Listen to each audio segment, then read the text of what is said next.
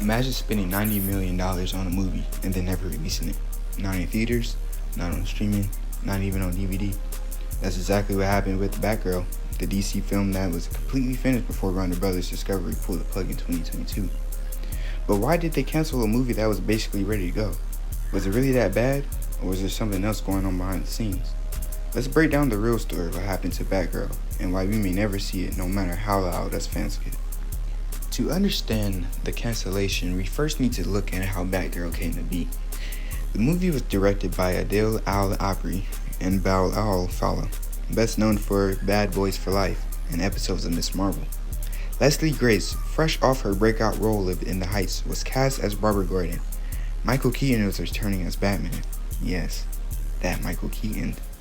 Batgirl was originally greenlit as an HBO Max exclusive with a modest but solid budget of around $75 million, which later ballooned to $90 million.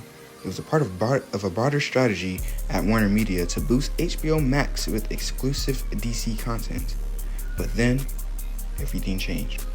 In April 2022, Warner Media merged with Discovery Inc., forming Warner Brothers Discovery. The new CEO, David Zaslav, came in with a very different mindset. Zaslav made it clear that the new company would focus on theatrical releases and cut costs streaming exclusives. Not a priority anymore. In fact, Zaslav called out the previous leadership for spending too much on streaming content that didn't bring enough subscribers. And then that's when the knives came out.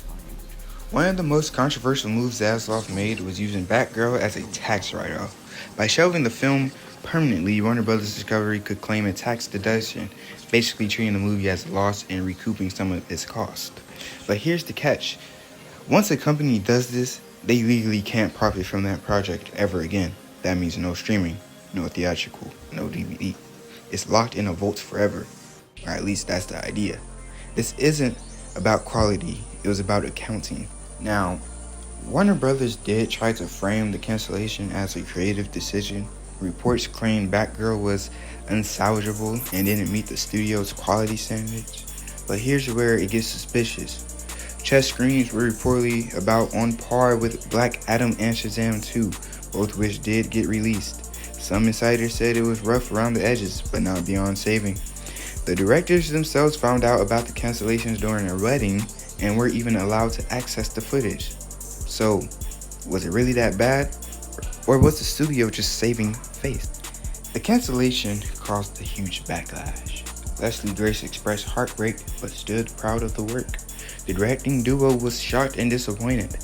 Hollywood insiders started questioning if Warner Brothers could be trusted with talent relationships. If a finished film could be tossed this easily, what does that say about future projects?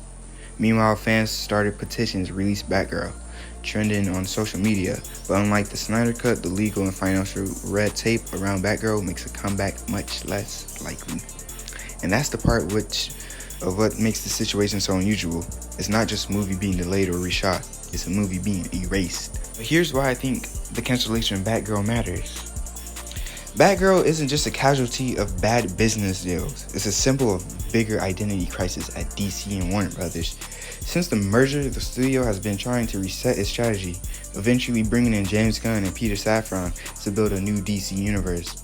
But in the process, projects like Batgirl and Wonder Twins got axed. So what are fans left with? Confusion, frustration, and a lot of what-ifs. What would it have meant to see a Latina Batgirl headline a DC film? What stories would have been told? What potential was lost? The Batgirl we never saw may go down in history as one of Hollywood's most infamous cancellations. Not because it was a masterpiece, but because it shows how easily stories can disappear when dollars come first. Whether or not Batgirl ever gets released is already become a part of the DC lore, not on screen, but in legend.